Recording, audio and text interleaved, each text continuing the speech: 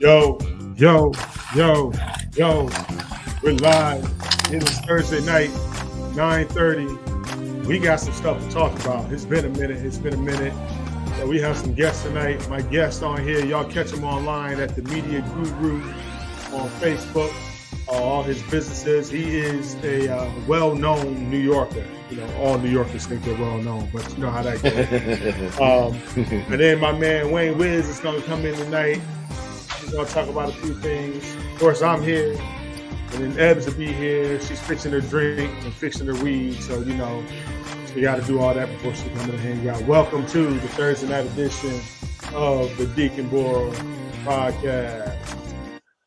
What's going on, man? Now, listen, if I make a mistake, I'm just going to, if I make a mistake and call you by your last name, you don't get mad. But we got my man, the Media Guru, on tonight. Now, listen, if y'all follow him, if y'all follow him on Facebook, give him your Facebook address, because he's the one that really he's been setting up all the verses over the last few months. You know, this person versus that person. You know, sugar versus salt on grits. You know, John Legend versus anybody that wine. You know, yes. So he got him on. So go ahead and introduce yourself, man. So my name on Facebook is Nathaniel Moore. That is who I am, but in the corporate world, I am known as the Media Guru. So on Instagram, at the Moore Brand, TikTok, Snapchat, Twitter, at the Moore Brand CEO. But I'm really active on Facebook and Instagram. On Facebook, Nathaniel Moore. On Instagram, at the Moore Brand. Dope. And then, you know, we're going to add, you know, everybody that live in California always late. So we just going to throw that out there right now. My man, Wayne Wiz, the kid is here tonight. What's up, fellas? What's going on? What's going on? What's up, man? What's up? Listen, Wayne, so, you know, really tonight, this whole thing started because you decided that R. Kelly could literally serve Michael Jackson in a verse. Right. Hold on, this is the brother that started it? He ran away. I know he had to be sarcastic because, you know, there's no way. So we're gonna get on that in a second. Let's talk about a few other things first, and then we'll get on that because that's the hot topic of the night. First, I want to get y'all reaction to this, and I'm not gonna play the video because we've all seen the video. But let's talk about Montgomery, Alabama. We haven't been on since the brawl in Montgomery. So more, give me your take on what happened in Montgomery. Then I'm gonna go to Wiz and you give me your take. By the way, Wiz, I already showed him. I got on my commemorative T-shirt tonight from Montgomery. That's the chair. That's the chair. Right. The chair. I got the chair right here. So represent. T-shirt. Oh man. So more, what's your take on it? One of the things that I'm always doing is trying to stay current with what's big on the news as far as our peoples. I'm not talking about presidential debates. I'm talking about our people. And I have two different opinions, not say two different opinions, but I'm straddling the fence. One, it was so amazing to see Black people, when it really counted, come together and stand. I don't even got to know you, but it's for the people. And so I'm not going to let nobody come in and just trample on you. And that reminded me, you know how it is when you with family, like if you my cousin, you my brother, I could talk about you, but can't nobody else talk about you. Right. And so it gave me that vibe. And I think that I was watching something as a result of Montgomery, and somebody played a clip of Malcolm X saying back in the 70s, he said the only way that white people will stop what they do to us or what's being happened to us through oppression is when we stand up for each other. And so that led me to believe that there are really some people out here that listen, this is for the culture. I don't care if I know you or not. This is for the culture. Right. But on the other side, it really showed me that we still have a lot of work to do because these 4 or 5 white people, even a female, felt comfortable enough to attack this man for doing his job. They didn't feel no remorse. They felt like, listen, hey, you trash, and what we say go, and we can attack you in broad daylight in a populated area, and it's nothing. Now, And so, was that the alcohol speaking? Was that because the liquid courage, they get courage to do a lot when the alcohol is speaking, when the alcohol flows. well, no, to be honest, brother, it's not even alcohol. If you do the research, this is something ingrained in their DNA and their makeup. So, for example, I was born and raised in Brooklyn. Yeah, we know. One of the things that Brooklynites, one of the things that coming up in Brooklyn, you were always taught. Listen, you're quiet, but you watch everything. And so you knew who was from Harlem because they was flashy, they was money makers, they got fly. You Right. knew who was from Queens because they was kingpins and they was in the music. So that's something that's been indoctrinated in their lineage for years and years, that you are superior to black people. That's how they think. Their parents think like that. Their grandparents, their great grandparents. So they can be sober as a priest. However, they think really like I'm talking about seriously in they heart of hearts that they're better than us, which is just the stupidest thing I ever heard in my life. But that's what they think. It ain't nothing about liquor or nothing. All right. Where's what you think, man? I think that the reaction to that, which sparked everyone to, we're gonna make the memes, we're gonna make all of the jokes and whatnot, but the camaraderie of that was something that we hadn't seen in a long time. Right. And it was rather refreshing, because how many times that we see things done to black people where people are holding this up, trying to get the footage, trying to be the one to post it and be the first on the scene all the time. So number one, it was just good to see everybody on code. Right. You know what I'm saying? Right. Because Right. that wasn't supposed to go down, and I'm glad that happened that way. But of course, the reaction went way overboard. We did what we were supposed to do with that. Right. So the reaction to that, when it first took place, I felt that it was in a good place. It warmed my heart to see it. I ain't gonna lie to you. It When really the brother did. jumped in the water and swam over there, I was like, Let's talk about that boy was it don't get no more on code than that. You know what I'm saying? I'm not even asking questions. I'm seeing what's going on. I'm seeing them attacking this brother, and we got to go handle that. But understand he had to be under 18. Ain't no 30-year-old swimming that far and jumping up into a J. They know he had that young boy strength. You talk about old man he had strength. Some lungs in him too, So there's some young boy strength that was there, because they ain't no he had to be 18. Word. He had to be 18. Had to be 18 to jump in that water and do what he did. Listen, I think everybody on code, everybody kind of, the fact that all the boat workers said, this ain't going down like this. We jumping in and we going, just like y'all jumped him, we ready to jump y'all. And they went and handled business. Now, for the old brother that hit them people with the chairs, listen, I understood he was reaching back for great grandma, for the stuff that happened in the 50s and the 60s, and even some shit that happened now a couple years ago. But he went to work. I thought he really thought he was at WWF, WWE at one second. The way he was hitting them people. He was surgical with that chair. He was surgical as a mug with those chairs. I was like, oh, he getting it in. He didn't care. Now, I don't know. And from what I understand, he was only charged with a misdemeanor, which is good.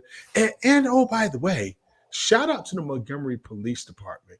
Because if you really go and watch the video, they were letting them throw J's for a little bit. They were letting them throw J's. They was throwing some hands. Yeah, they let them throw hands. They like, hey, y'all started it. Y'all gonna go ahead and get these hands real quick. And I think they stopped it when they knew that, okay, y'all ready to kill these male sapiens. Yep, I said it. Y'all ready to kill these male sapiens. So we're gonna go ahead and break this up really quick. Let me just say this though about the brother with the chair. That dude looked like he was about in his 60s. late 50s, early 60s. Oh yeah. Oh yeah. Oh So yeah. Oh yeah. you know those dudes got one good ass whooping left that they want to dish out before they step up out of here. You know they He got had that one. strength. You know they got that Oh, old man strength is something the, that them white boys wasn't ready for. that old man. They were shocked that all the brothers and the sisters And the and the sisters, sisters absolutely. were on cold together, ready to knock some heads out. Speaking of sisters, Miss Jordan, how you doing tonight? Hi guys, I'm Miss sorry. Ebbs, how you doing? I'm good. Are you on? Are you on? Did you just pick up your phone on a live recording? I did. You know what? The hoodness. Okay, I know you for. I know you for the streets. I know you've been. I know you've What? been up top. No, come I know on, bro. You can't say she. I know, Hold on. You know what that means? yeah, we Wait know a what it means. minute. Listen. You said she And- for the streets? Let me tell you Hold something. on. My friend, hold on. My friend Ebony happened to be in New York last. Now this is my fault because we were supposed to have breakfast on Saturday morning, and I was running late. But she was out in the streets of New York all last week, chilling. All right, in the streets. You know I missed But y'all hold by on, 1 hold week on. too. Hold on. Just let me interrupt really quickly because when you say that somebody is for the streets, that Right. don't mean what you mean. Oh no, That we know what it means means. something Oh no, we crazy. know what it means. We know what it. I know what it means. I know what Wrong it means. choice of words. We know what he meant. She ain't for them streets. She ain't. She Let's ain't get hanging that out- clear. She ain't Let's hanging get that clear now. She ain't hanging out at the point. She's not hanging at the point. All right. She's not hanging. Okay. Okay. She's not on. What the heck's it? What's that street? It's on the point.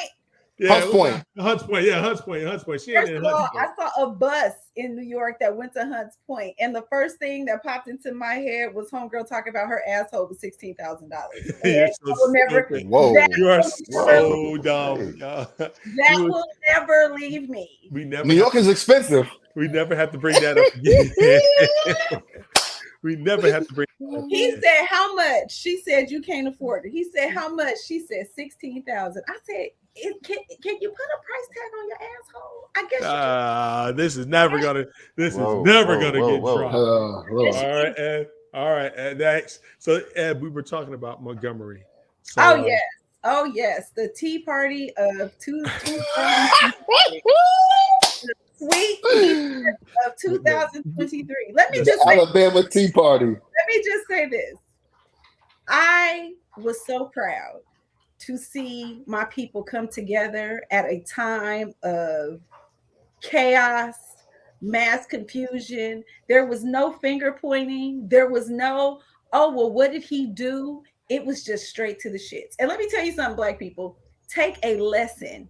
If you see one of your people out there in distress and they throw up their hat like that, go help them. It doesn't matter the scenario does not matter. Just go.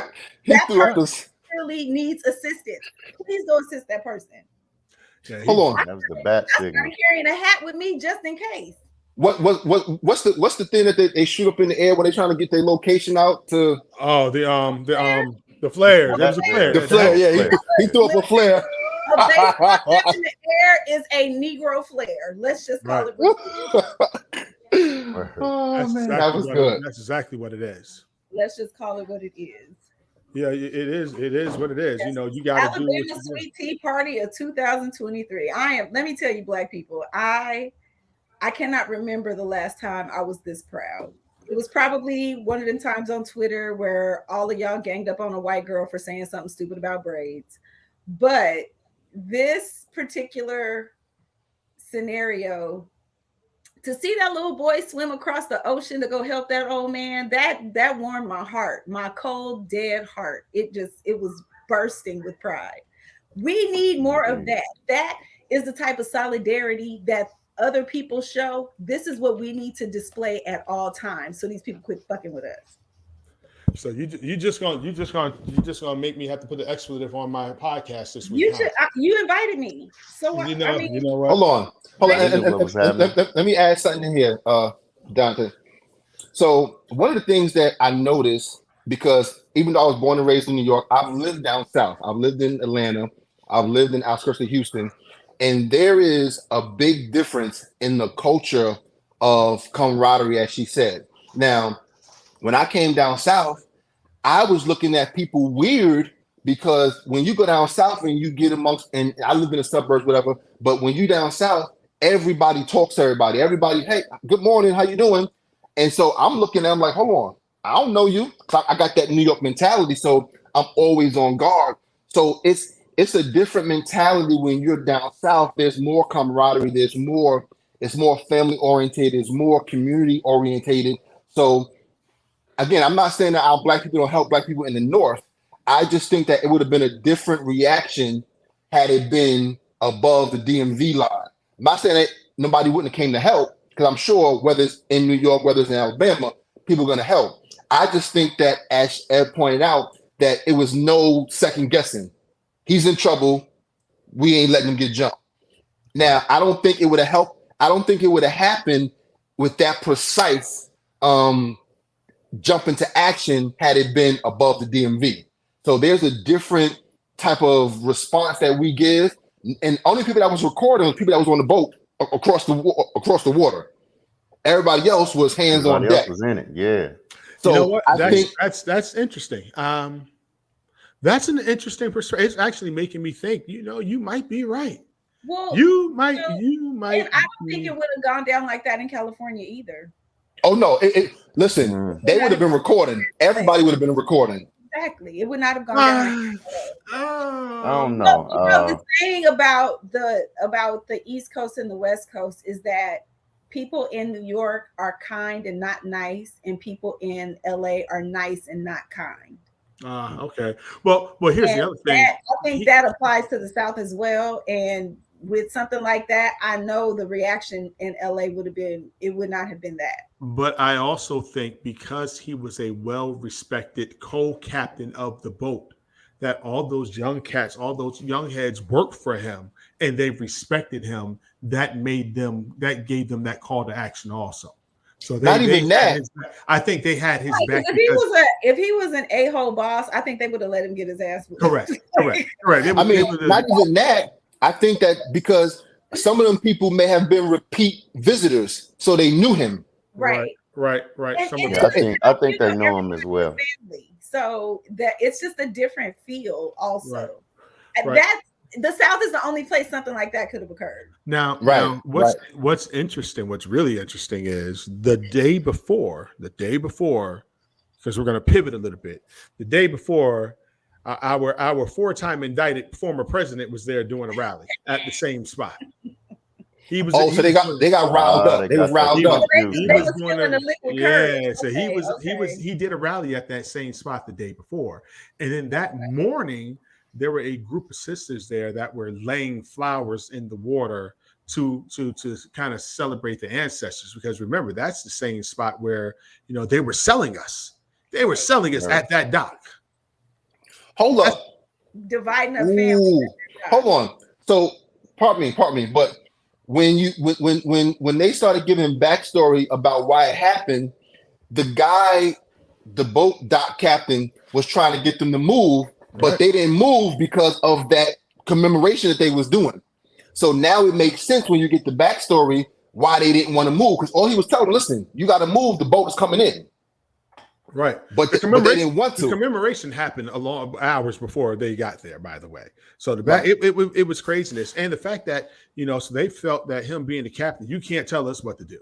We're going to do what we want to do. It was classic. This Negro is not about to tell me anything about myself. It was classic. Right. But that's the beauty of us now. Like, I know people say we are not our ancestors. No, we are. We should aspire to be like our ancestors, because if not for them holding their tongues and not reacting, we are here.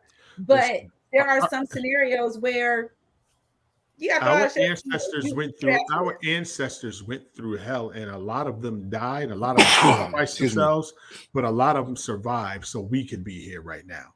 So to say that we're not our ancestors, that's an insult.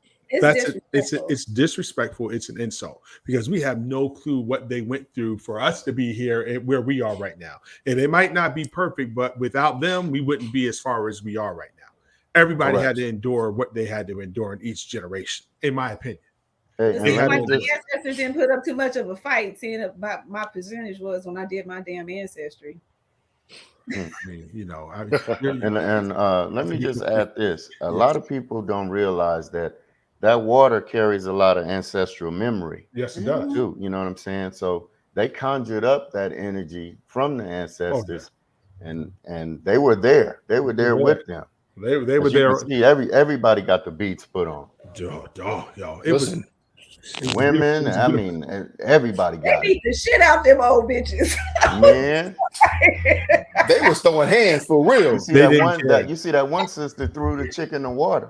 Yes, Yes, she did. Yes, she did. I was like, yo, yes. they weren't playing. They were like, Yeah, you they wasn't getting in playing here. no kind of You game. getting in here. You getting in here. So speaking of Montgomery and our 4-time indicted ex-president, it's very interesting that he got indicted in DC, and the first thing he said, his attorney came out and said, we want to get the venue changed to West Virginia because For a more Washington, diverse jury. right, because DC doesn't have a diverse jury pool. It doesn't look like America.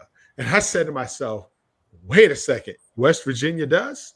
Why didn't they just say, can you let us go and do this for the white people that like us are? Because Listen, we want the KKK to be in the jury pool. Right. That's just essentially what say they were it. saying. Just get it out. Just say it out loud.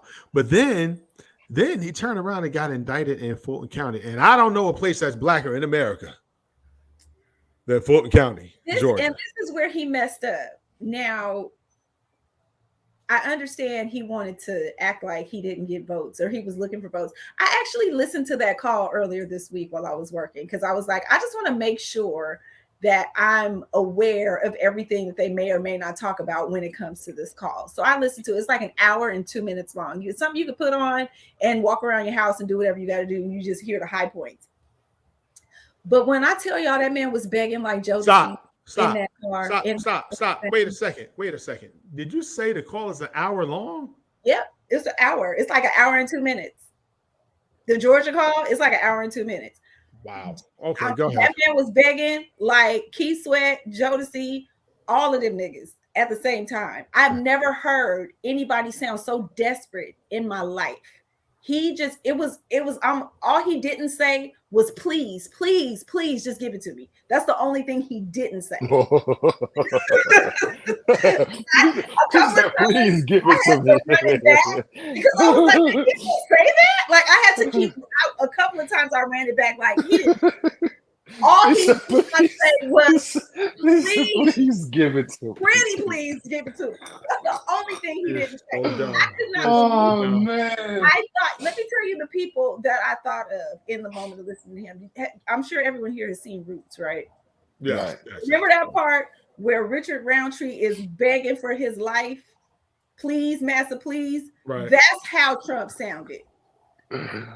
Oh man! Please, please, just give it to me, please. Wow! And then he tries to threaten you, and he says, this isn't going to go well for you.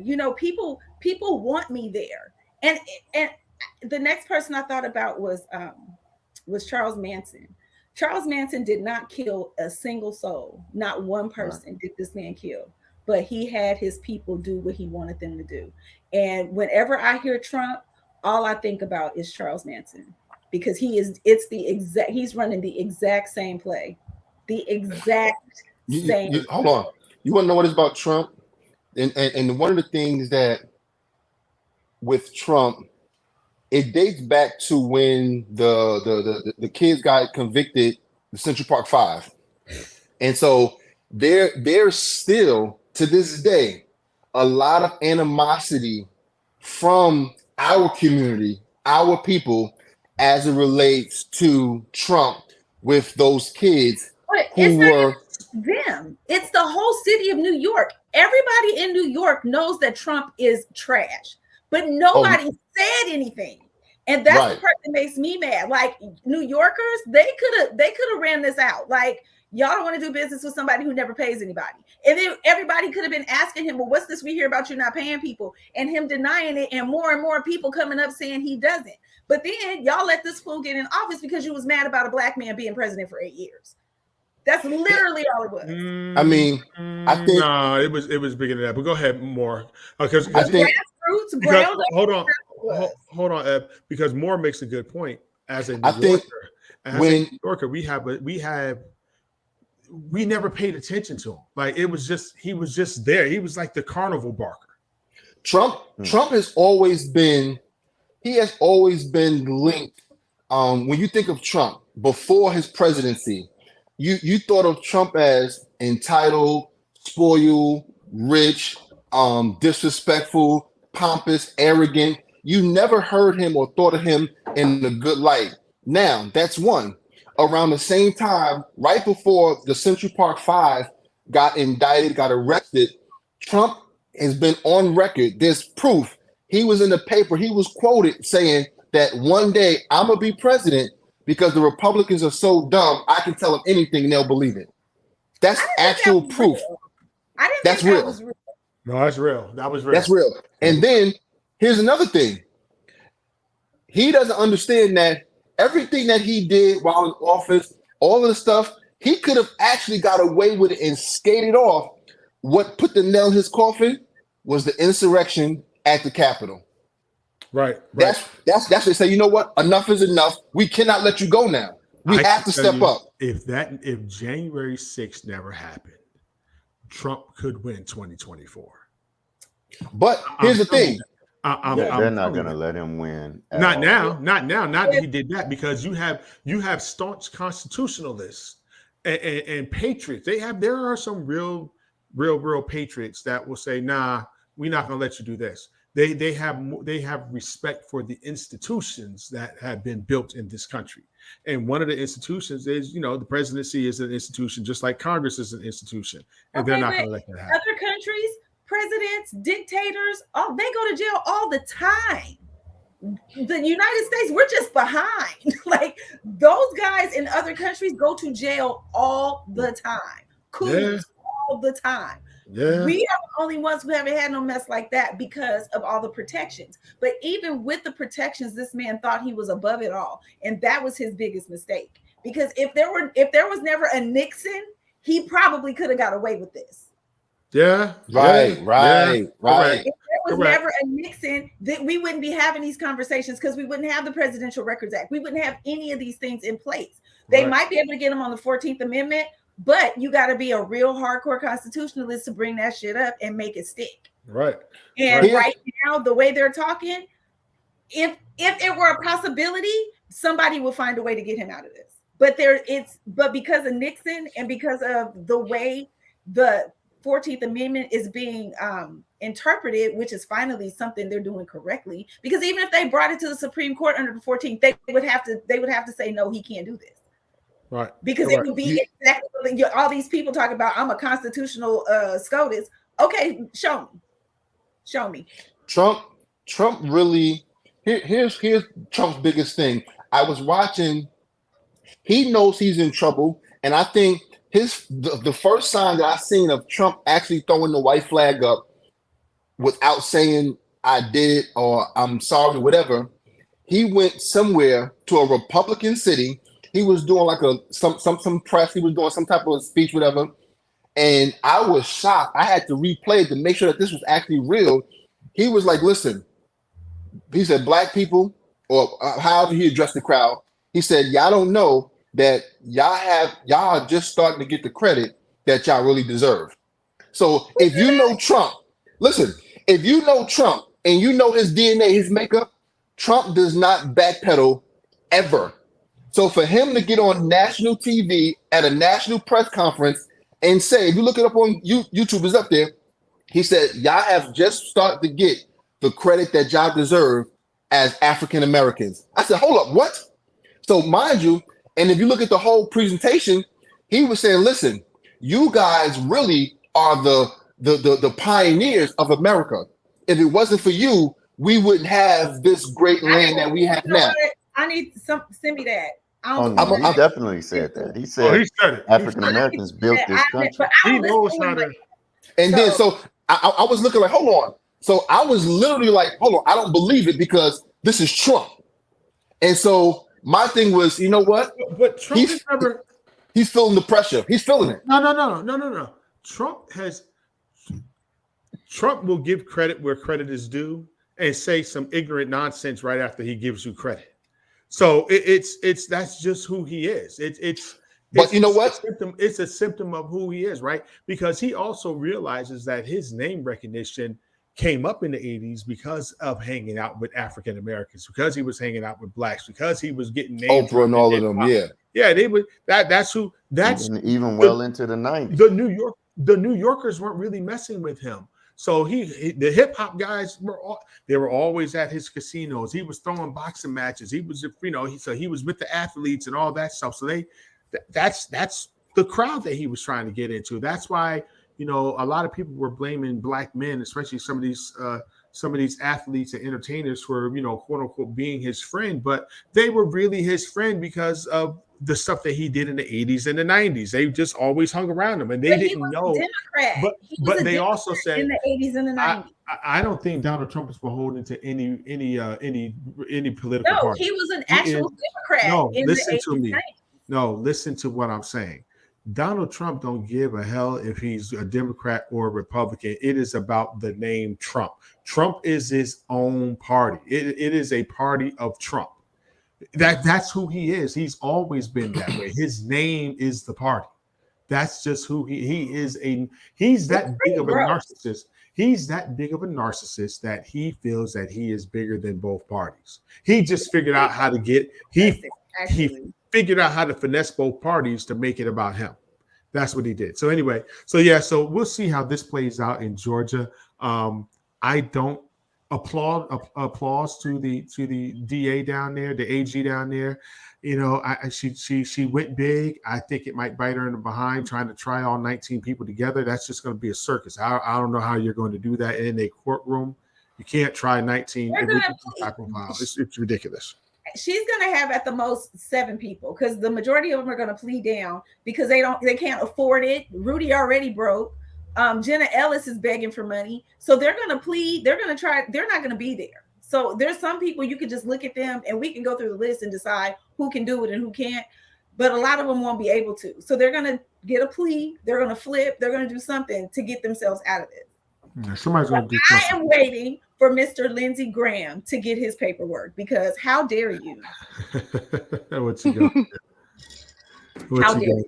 So now let's get on to the big topic. We spent 30 minutes talking about all the preliminary stuff. This next few minutes, we're going to talk about these verses. Now listen. Our Boosie. Now we love Boosie. Oh my God. We love him. Wait. Before you go into it, what did he do? Because I'm going to tell you. I'm going to tell you what he did. Just hold on one second. Don't interrupt this one. Don't interrupt this one. Boosie came out of his mouth and said that there is nobody on this earth ever that can handle R. Kelly in the verses. I said, and then he said, even Michael Jackson couldn't handle R. Kelly. Wait, nigga crazy. This nigga is bona fide fool. He said it. And I'm like, I'm just trying to figure out, nigga. Hold on. No, you gotta sound like Miss Tate from Antoine Fisher. Nigga. So go ahead, Wayne. I believe what he was talking about.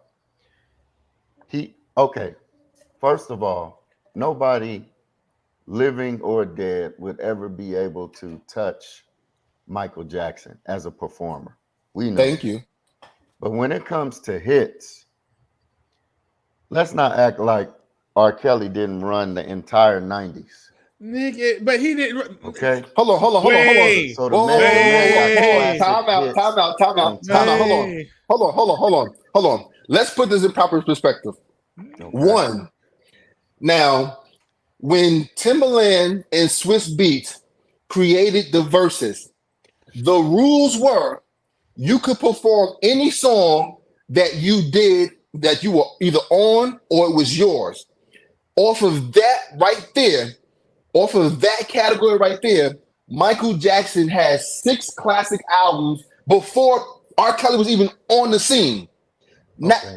Not only that, you're talking about, yes, R. Kelly Again, I'm a big R. Kelly fan. I don't care what they say he did, why he in prison. However,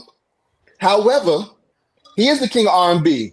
But we're talking about the dude when he comes on stage, he don't have to do nothing. Niggas is falling out, fainting, passing out, just off him standing on the stage. That's This why I is just said literally, he don't even have to speak. He don't this is even have to literally say a like, word. okay, hold on. Now, here's why I feel that nobody, dead or alive, no entertainer, no actor, no singer can ever touch Michael Jackson. Because first of all, you can't even outdo his Jackson 5 catalog. Period. Stop right there. Period. Period. Not even talk about Michael Jackson. No, I think that's Hold on. ABC, come on. Let's go. Hold on more. Let's just start right there. Jackson 5. Let's just start. When Mike Gary, Indiana. You know, when I had you, I treat you bad. Come on, man. And since you went away, don't you know that I've been around with my head hanging down? Nigga, R. Kelly don't have a single song that Jackson was hitting that killer. Jackson, hold on, listen. Can we just say this? Can we just say this? Hold on. I can give you hold on, more. Let Wayne say. Let Wayne say this because we beat a little bit. Go ahead, Wayne. First of all, this isn't even a good comparison for verses. You know what I'm saying? R. Kelly need to go against somebody else. Like I don't even want to say Usher, but no. I mean, okay. Let me ask you this: how many Michael Jackson songs have you made love to? Maybe Lady in My Life. Hold on. What else? No, hold on. That's not fair, bro. You know why? Ask me the question. Ask me the question about R. Kelly. Ask me the same question about R. Kelly, and I'll tell you zero. Listen, hold on. No, hold on. Listen. First of all, that's unfair because Michael Jackson is the king of pop, not R&B. That's why they shouldn't even be in a verse.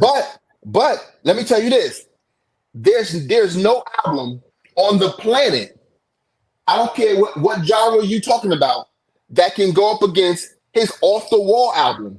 No album in the history. Hey, time out, nigga. Who? I know what he gonna say. Stevie Wonder. I already know he gonna go with it. Don't do that. No. I knew what he was gonna do. That's in my top 5. Songs in the Key of Life is the perfect album, and it will kill Off the Wall. I'm sorry. I don't know about that. I'm sorry. I don't know about that. Yeah, I gotta get that one too. It will murk Off the Wall without a problem. Oh my! Hold on. Now watch this. Hold on. Jackson. Here's something else. Here's one thing that just proved that.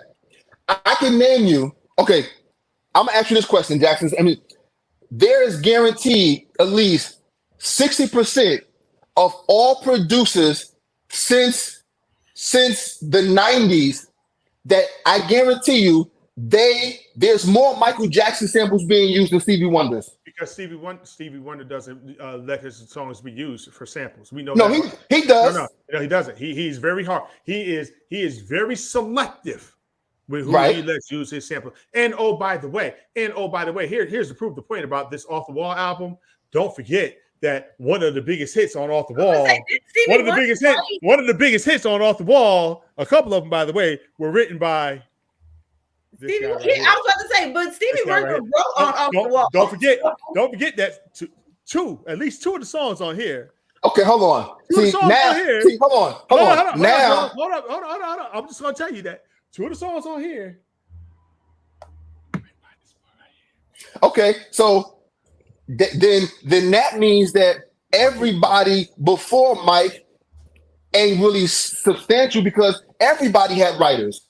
Nah, what I'm saying is if you're talking about albums, your claim was that there's no album in the world that can hang with Off the Wall. And I'm telling you that songs. Matter of fact, I'll even do one better. Fulfilling this first finale is giving Off the Wall a run for his money. Fulfilling this first finale. Wait a second. I know you can't see it because the light is glaring. This is Marvin Gaye's I Want You. The album. No, hold on. Marvin Gaye's Trouble Man soundtrack is probably Got that too. I don't even That's- care about. I don't even care that's about what's it. going on. What's going on is down here. Great. This album right here, I Want You, is kicking. Without this album, there is no Off the Wall. Okay, listen. Okay, so let me, since you said that, okay, because Stevie Wonder, you can't even really argue with that. But let me reposition this. When you talk about the greatest pieces of music that you can play from the first one to the end without stopping, the top 5 ever, Off the Wall is in there. No, there's some skips on. Nah, there's some skips on Off the Wall. There's What? some skips on There's there, some skips bro. on Off the Wall. Y'all There's both, what some y'all skips- drinking? There's some skips on Off the Wall, dog. There's There's some some skips on skips on Off there. the Wall. There's some There skips. might Oh be my, one skip on Off the Wall. I have There's to. there are 2 skips. What are oh your two man. Get on the front of the boat. Yeah, And girlfriend is a skip. Girlfriend is a Girlfriend's a skip. skip. Girlfriend's a skip all day long. Oh I'm sorry. That's a skip. man. It's the falling in. It's the falling in love is a skip. Patty Austin, you can't skip. I listen. I love Patty.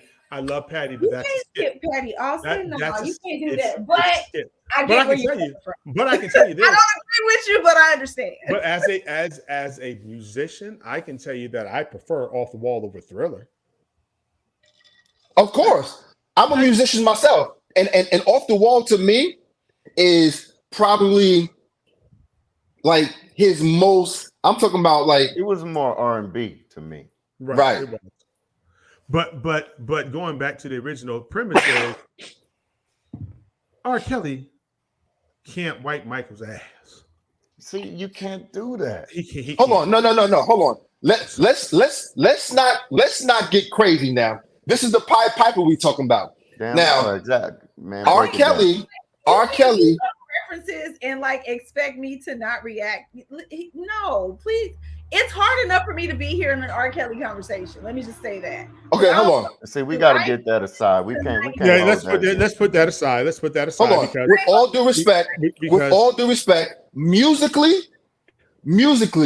there's only a select few that just off musicality and ingenuity and creativity can even be mentioned in the same breath as R. Kelly.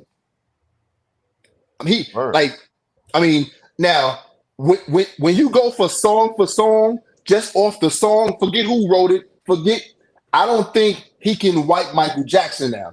But as far as total premise of just everything, R. Kelly is really, granted, he's done some stuff that we know that was wrong. We know that. There's nothing we can say in his defense. Nothing. However, when it comes to music aside, forget what he's done. He's really like upper echelon of music history. He's not. Real talk. He's not. He's not. R. Kelly's Real very talk. popular. R. Kelly came at a time where he was very popular and he rode that wave. And he rode the wave of people really dumbing down music. Dumbing down. A lot of his music is dumbed down. You're a musician. A lot of his stuff is dumbed down. Come on now. You know that. It was very popular, because of the content, but it wasn't good. It wasn't. But see, I've never bought an R. Kelly album. I've never bought an R. Kelly album. Okay, here's what R. Kelly made his significance. Okay, for example, Jackson, and let me put it to you like this. When you think of music, right, and you think of artists and you think of writers or performers, here's the best way to explain it. Let's take an artist like Jay-Z. Jay-Z right now is considered probably one of the greatest rappers to ever live. Oh, don't say that to West Coast Wayne. Don't say that to West Coast Wayne, boy. Hold on. Now, I will say this. Being from Brooklyn, being from Marcy, I don't think he's the best lyricist. Here's my thing. Jadakiss, there's a few people who are better lyricists than Jay-Z. But why is Jay-Z does that? Like he doesn't. Hold on. But why is Jay-Z has such an illustrious career and his music has touched so many different boundaries? Not because of his lyricism, but overall, he paints the best pictures in hip hop. That's what R. Kelly does. He paints the best pictures in R&B, so his music is more adaptable. I'm gonna mute Paints you the for that. best I'm gonna mute pictures. you. I'm gonna mute you for that. That's all this man. He got 19 albums talking about fucking. Like that's it. And guess what? That's not a picture. Niggas be buying them. That's it. No, But that's man. what But Dante. again, But that's Dante's point. He dumbed down music. It was I like you, you like me. Let's go hump. That's all his music. oh no, could do. I agree with that. I've never like myself. I have never downloaded. I've never bought any R. Kelly music. However, I think, like you said, because of the way that he wrote, he came to prominence with that type of mode. You know, sex. I will say that in the 90s when R. Kelly hit, he became popular because they wanted to hear that. They wanted to hear I don't see nothing wrong with that. And what was the other one that was real popular? He began the many. degradation of R&B. There's many. Why we don't have R&B singers now? I wanna pee on you, yes, I do. Wanna pee on you. Whatever the That's song Dave was. Chappelle. I mean, that's Dave Chappelle. Oh, I'm sorry. I can't remember the real song, and that's bad. So Ev, let me ask you: you don't have no R. Kelly in your playlist pre the allegations or whatever here's my career with R. Kelly. When I was in college, I remember driving down the 94 freeway in San Diego and the radio announcing that he got married to Aaliyah. Before that, I did listen to his music. Before that, it was a bop in a elementary type of way, but the beats were nice. After I found out about Aaliyah, I ain't really too much fool with him until Ignition. That was and then that's the only song where Ignition? I'm like, that ain't even a good song. The remix is one of my favorite songs. Oh my God. Ever, for various reasons, none of which are your business. So, No. And what's the other one? Wait a second. Wait, stop. You're not going to sit here. You're not going to sit here and drop that and then be like, we're not going to talk about it. No, we don't talk about this. I said we're going to talk about it. I said, well, none of y'all business. No, we wanted. You made it our business by bringing it up. Okay, hold on. Can you just drop one point? I like bop songs. I like the beats. I like to bop. I like to dance. And those two songs can make me do that.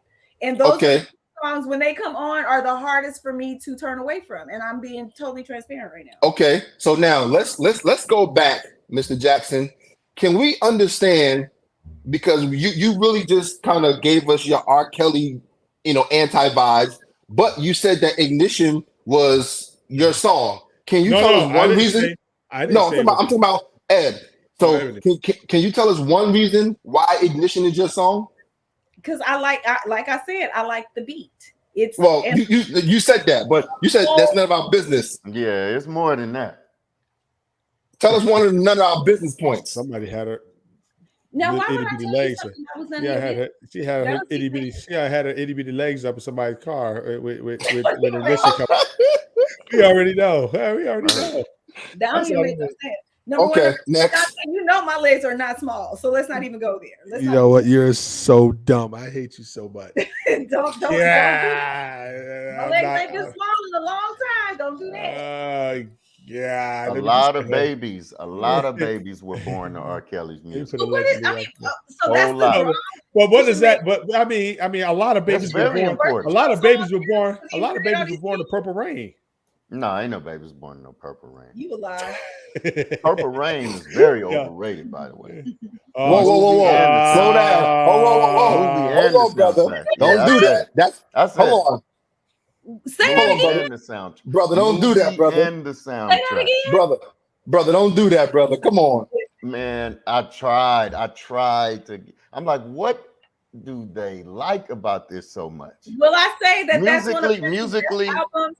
It's very low on the list. It's very low on the list. He has other albums that are way better than Purple Rain. However, you cannot deny the impact of Purple Rain. Impact, absolutely. The impact, yes. It won an Oscar. You cannot deny that. Like, you can't do that. I have a lot of prints. I have a lot of prints up here on my board here. So the Time is at the top, the original Time album. And then Madhouse 13, and then Madhouse 6, I think, is on the wall. Dante. Hold on. Purple Rain is here, but I have the Black album sitting over here. Oh, I can tell you that's the original Black Album. Shout out to the person that got me that. They found it for me. They actually sent it here for my birthday last year, which is dope. So I was like, yeah, that's dope.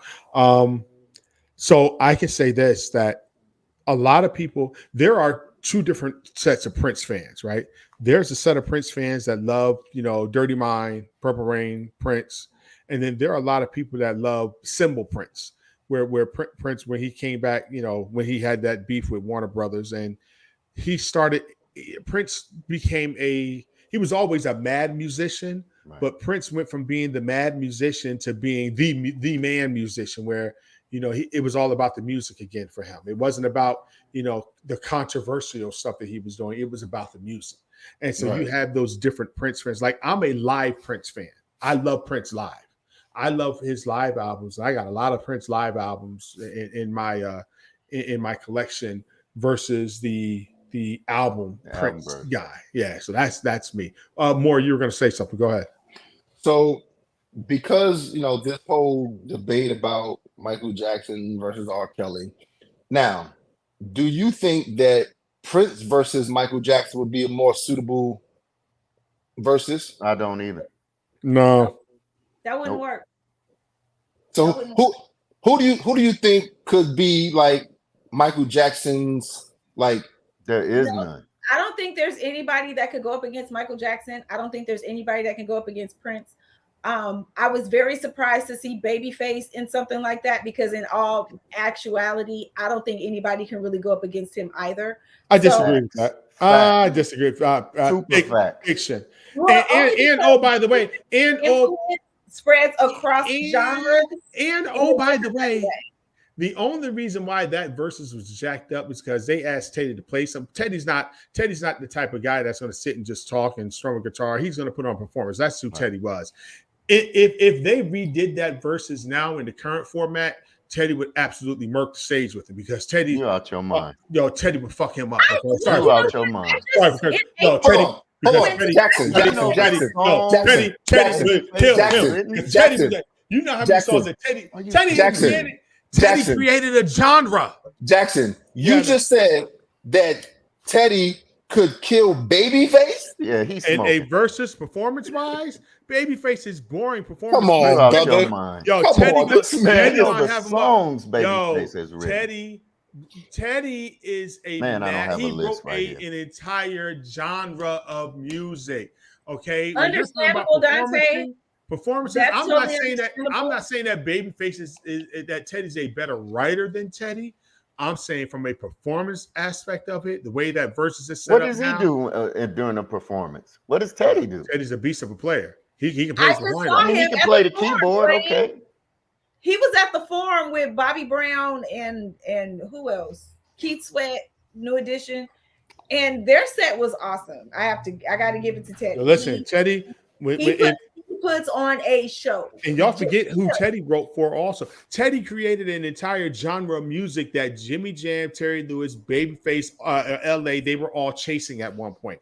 They were all chasing to try to get that sound that Teddy had, because Teddy had the streets rocking. Teddy had the streets rocking in hip hop, pop, and R&B at one point.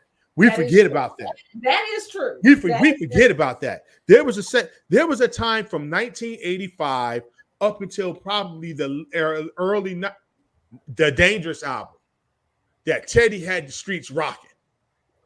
Teddy did a whole album with Mike. Remember the time? Yeah, he did the whole album. He did that whole album.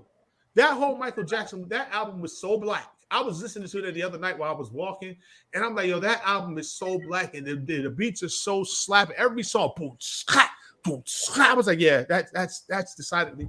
This dude made Taylor Dayne black famous when he did the remix of I Don't Want to Fall in Love. The song didn't start. Wait, that was him? Teddy Riley's the one that did the remix that everybody liked. No one liked the original song. No one even remembers the original song, but they know that Teddy Riley remix. Which song is this? Taylor Dayne's I Don't Want to Fall in Love. Teddy, you sure wasn't Tell It to My Heart? Because I Don't Want to Fall in Love. I Don't Want to Fall in Love isn't Taylor Dayne. That's the other weird. No, it's Taylor Dayne. I promise you. I think it's that other weird white chick. Nope, it's Taylor Dayne. Trust me, it's Taylor Dayne. Teddy's a beast, but that's It's Jane producing. Child. Oh, Jane Child. Yeah, I'm sorry. I don't know why I said Taylor Yeah. Day. Jane That's Child. why I Jane said that's Child. the weird white chick with Yeah, the weird hair. Jane Child. It's Yo, Jane Child. but I don't want to fall in love was not charting at all. They couldn't get any type of traction on that joint. But they put Teddy on that remix, and it took her career to another level. He took New Kids on the Block to a different level. SWV. Nobody remember. Well, okay, he didn't really do that one. He was influential in getting SWV, the human nature sample. He was influential in getting it for them. So, I mean, Teddy, I could put Teddy up against R. Kelly all day long. Production wise, yeah. Song wise too. Yeah, I can see that way better. He did the show. We forget that Teddy Riley was 15 years old and then he did the show. He did the show with That's Dougie Fresh. To me, I didn't know that. He did the show with Dougie Fresh. Damn, I didn't know that. Wow. Right. That the Big Daddy Kane album. So he was doing hip hop, I Get the Job Done and all that with Big Daddy Kane and Cool Mo D's How You Like Me Now. That's all Teddy Riley. People forget about that. Wow. Word. He got a catalog. Well, then put him up there with Dr. Dre then. Hold on, brother. Production wise. No. Listen, respectfully, when you talk about production in music, respectfully, Dr. Dre sits alone at the top by himself. I don't know. Production wise. He got a lot. Dr. Dre got a lot of help, and he got a lot of Dre got a lot allegedly of people, he does a lot of people working those with beats. He don't do a lot of those beats. A lot of people working with he has an ear. He has the ear. He has an ear. You know what I'm saying? He's not doing a lot of those. Listen. I'm talking about he has been consistently the top echelon from World Class Record Crew to Ruthless Records to Death Row to Eminem, 50 Cent to Eve to Busta Rhymes. Like,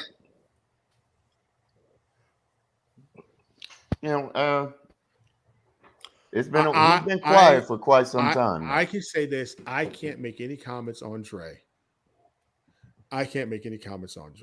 Because I'm probably the only person that's ever walked into Dre's house and was like, his house, yeah. Go ahead say, yo, man, you got all this music on the board that you recorded. When you gonna put it out? We tired of talking about what you're gonna do. You need to put the music out. And he just looked at me. He was like, I don't need this shit. And what can I say? You can't say nothing about I don't need this shit. He's recorded over 300 songs for his Detox album. And he can't make them. And it's never coming out. It's never going to come out. But and I also allegedly heard this album that he's been talking about with Marsha Ambrosia. And if that album ever comes out, it's going to change music. You know how everybody says that Beyonce's album, Renaissance album, kind of changed music, which I don't think it really did. That's just me personally, but I don't want to get attacked by the Beehive. This Marsha Ambrosia album, musically, it's something that people would never think Dre would pull off and that it would sound the way that it sounds. Her voice is amazing. So, but Marsha already alphabet, and it would be a hit. Don't hold your breath on that, though. Yeah, I just heard him. I saw a video literally earlier today where Dre was in the studio talking to Snoop, and Snoop asked him, "Hey, no, it was Busta Rhymes," and Busta Rhymes asked him, "What are you like? What are you working on right now?" Dre said out his mouth, "I'm working on a new Marsha Ambrosia." Yeah. He said it. Oh, yeah, I heard it 2 years ago. 2 years ago, Labor Day weekend. He said he was working on the Detox. How many years ago? 15 years ago? Working on Detox since Camille was in elementary school. Exactly. He's been working on Detox since Chronic 2001. More when I tell you that. I was surprised he put out that Compton compilation. Right. That Compton compilation was hot.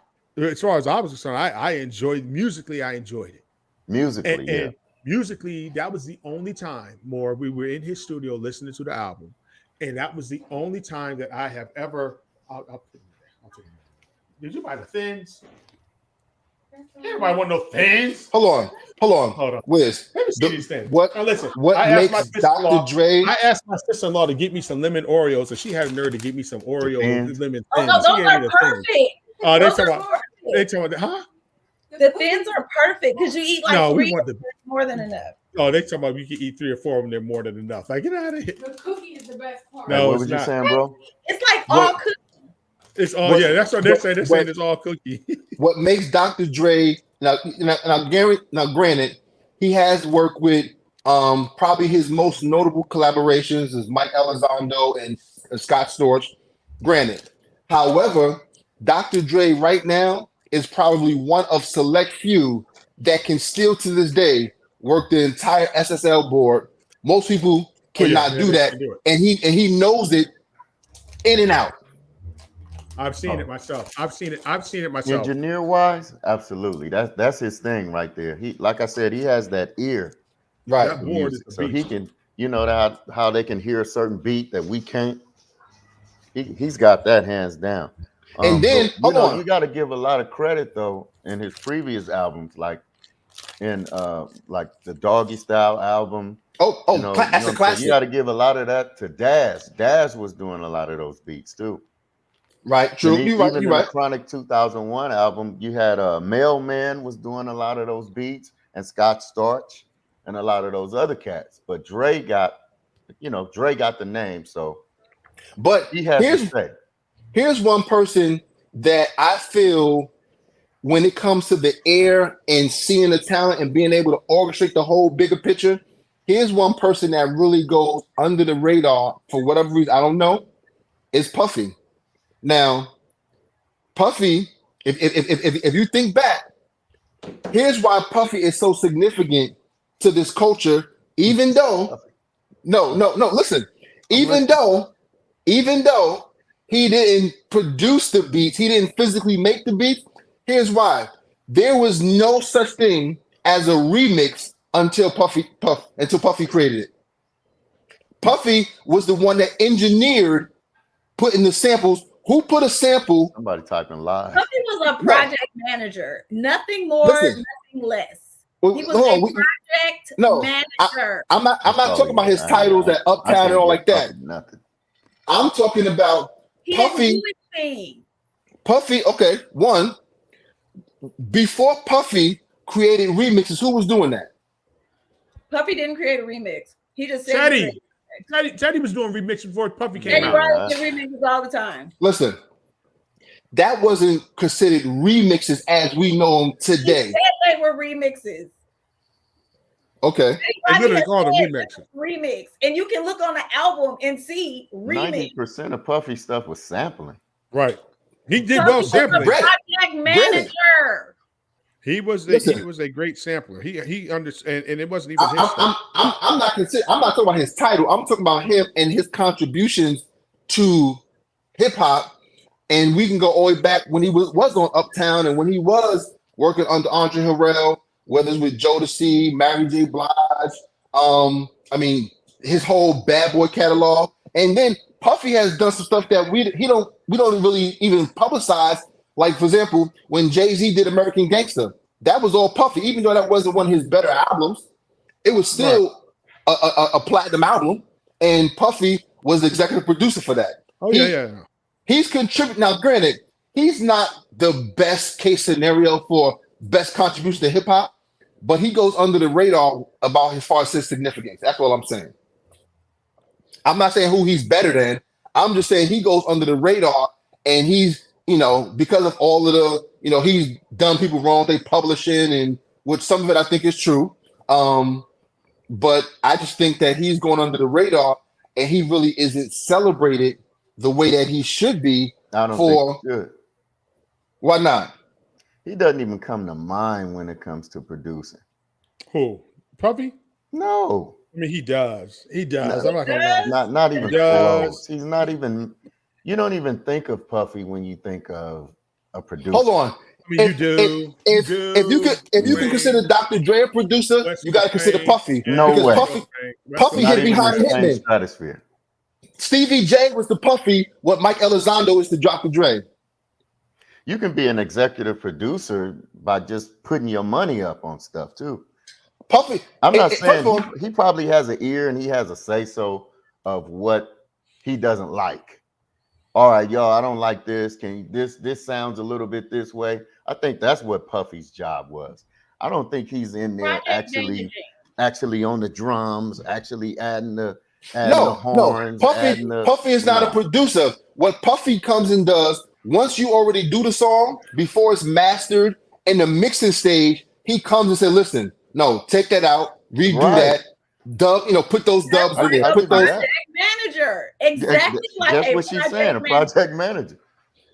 that's it's a little more like you dumbing his stuff down. Like Puffy really, like, come on now. Don't demote him. He comes in when it's already done and says, Right. take this out, move this around. What does a project That's not producing, man. In my opinion, that's not producing. Okay, then that means you want, but we are not going to forget about the lovely Drew Dixon. We're not going to talk about hip hop without talking about her and her impact in hip hop and all the people who she brought to the forefront. Okay, hold on. Since we putting everybody on blast together on your All I Need to Get By, she actually did the work. Since we putting people on blast, I don't think that had Aaron Hall been relevant, R. Kelly wouldn't even be in his space. Let's talk about it then. He stole Aaron Hall's whole style. A lot of people say that, but no, it's true. I don't see. I it's don't true. necessarily. Aaron Hall was that guy. He was, and R. Kelly took his style on that guy album. Absolutely, but R. Kelly took something and he put more hip hop into it. Right, because Aaron didn't have that hip hop feel. Same thing that people said. Go ahead, Jackson. Aaron was a straight singer. Right. 2 feet down, Aaron was a straight singer. He was a balladeer, if you will. He was a nasty nigga too. He was nasty as hell. I mean, Aaron was that's just a Hall. That's just who he is. So listen, look, this verses thing, we can be here all night talking music, talking verses. I just know that if any of y'all think that R. Kelly can hang with Michael Jackson in the verses, y'all need to go ahead and choke. No, that's dumb. No, that's dumb. This is even a topic. Go ahead and choke yourselves. All right. That's dumb. So that's it. I mean, we talked about a lot of stuff tonight. Ebbs, thank you for showing up tonight. We appreciate you. Welcome back. I have to apologize. How was the trip? How was the trip to New? Oh no. Let me drop this. Let me drop this real quick. Let me apologize. No, not tonight. We're not. So on Thursday night, August 31st, Thursday night at 9:30, we're going to have, that's our next show. And our next show, we're going to get a lot of stuff off of our chest. It's my birthday night. So that's my birthday. Okay. And that is my 49th birthday, which means I'm entering my 50th year on this earth. And there are a lot of things that when I turn 50, I'm going to shed. So we're going to call it the birthday shed on August 31st. So I'm going to shed a lot of stuff. And it's going to be funny. We're going to have a good time, but they're going to be a whole lot of people mad by the end of that show. And I know they're up here watching right now, and I'm good with it because, by the way, I've resigned from that situation. So now I can say what I want to say, and it's open season on them. It's open season on them. Everybody that has something to say. I'm very excited. It's open season. I'm very excited. This makes me very excited. Oh, it's going to be that's going to be. I'm going to put a disclaimer up front. I'm going to tell the Super Save don't watch it. You don't want to hear it. So if you no, don't put no disclaimer up. You need maximum shock value. You don't need no disclaimer. Is that what it is? Okay, well, you need the shock value. Do you know that we had some people that were mad at me that had the nerve to be mad at me, calling us disgusting and vile because my co-host described. We were talking about black people. We say the word nigger. We've said the word nigger 15 times a night. And they say it too. And they got mad because she called them Mayo sapiens. They had a nerve to get mad because she called them Mayo sapiens and Caucasoids. They better be glad that's all I said. She could have said saltines. Right. She could have said anything. But they had nerve to be mad to me. It's vile. How is that vile? You weren't upset when we used the word nigger. But anyway, we're going to save this whole conversation for August 31st. I'm going to get a lot off my chest that night. So it's going to be a good night. It's going to be Where's you're more than welcome to come. Both of y'all more than welcome to come back. We're going to have a full gate that night. Yeah, you talk about controversy. I love to get in controversy. Yeah. I love to discuss controversial topics. We're going to do it. We're going to do it that night. Thank you all for coming. Ebony, I appreciate it. by the way, Evan Wayne, both of y'all were in New York. How was your experiences in New York? I'll let Oh, her I go had a great first. time. It was the 50th anniversary of hip hop. I went to a couple of concerts. I went to a couple of block parties. Did you go to the main concert? Yeah. How At was Yankee that? Stadium, I watched it. How was it? it was good. It was good. I left because it was late and my kid had to get to work the next morning. So we left. Okay, wait a second. Wait a second. Let's not act like your kid is like, 18 years old. But let's act like my kid manages a whole restaurant. Like I she know. has an actual job, real responsibility. So, So who did she you had to get miss? home. So I left with her. Who did you miss? Because she was so late. Big deal. Surprise. Oh, wow. Yeah. So Lauren Hill and Nas were the only two that you missed, and Run DMC, of course, they were last. Yeah. I mean, I've seen them before. But no, it was a great show. Good. I had a good time. Yankee Stadium is gorgeous. Oh, yeah, it does. They have a Benihana in there. Yes, they do. And they give you your drink in like a shaker. So you can walk around drinking out of your margarita or your martini shaker for the whole day. Dope. Oh, dope. It's fun. They had frozen drinks. It was very alcohol heavy. And I learned what's it called? Headbanger? No. The drinks that y'all be carrying around in the summertime with the alcohol in them. The hand grenade? No, hold on. I'll tell you. Hold on 1 second. While she's looking, Wiz, how was your trip to New York, to Harlem, USA? Oh man, it was actually my second time coming to the city. We went. What part of Harlem were you in? My wife was in a. He went to Boulevard. I sent him to Boulevard to eat. Yeah. Why you didn't send him to Harlem Biscuit Company? I told him about it, but it was next door. I told him it was next door. Yeah, I went to the Boulevard Bistro and appreciate that. The food was bomb. And then I went to Dallas Barbecue, which was that was in Times Square. Hold on, excuse me. All y'all down in North Carolina? You go to BBQs for the food, you go for the drinks. Hold on. All y'all down in North Carolina? No. No, they're in LA. Yeah, we're from LA, California. Well, okay. California. Okay. But yeah, man. Oh, I actually stayed in New Jersey, which was my first time staying there, which is night and day with NYC. It really is. It's a beautiful beautiful city too, by the way. Jersey. I see why everybody moved to Jersey. Everybody moved to Wayne, New Jersey. It's niggas was in Wayne, New Jersey. So yeah, it's definitely suburbs. He's definitely in the suburbs, right? I was in Harlem, Wayne. Nice. I went down there and got a little bit of. One thing I can appreciate about the different boroughs, like you see nothing but black people there, and I like that. I get the vibe of you feel home there. You know what I'm saying? I like that. Harlem is the mecca of black culture. Yeah, it really is. It really is. Like all the different cultures there. You respect on 125th, you can get anything that you want, whether it's food, whether it's electronics, whether it's weed, liquor, anything you want, you can get on 125th. Oh yeah, a nutcracker, Dante, a nutcracker. All right. I wouldn't know. I don't drink. Well, look, I'm glad y'all had a good time in my city. I appreciate y'all coming tonight. More. Have fun too. More. We're gonna have we put your information up here so they can follow the Moore brand on IG, the Moore brand CEO on Facebook, Nathan Moore on Nathaniel Moore on Facebook. We appreciate you coming talking tonight. Ed, Wayne, I appreciate it. I'll see y'all on the 31st. I'm sure I'll talk to y'all way before that, but I'll see y'all. Right on, bro. Special shout out to Coltrane's little appearance. He don't ever show up on camera anymore. Yeah, I see Coltrane. He's just he had fun in New York too. He loves it there. Shout out to Ashia, Maurice, Hassel, Moore, the other Moore. The other co-hosts. Hopefully we can get them their schedules right so they'll hear on the 31st also. So we're just gonna have a good old time. And then off to the celebration.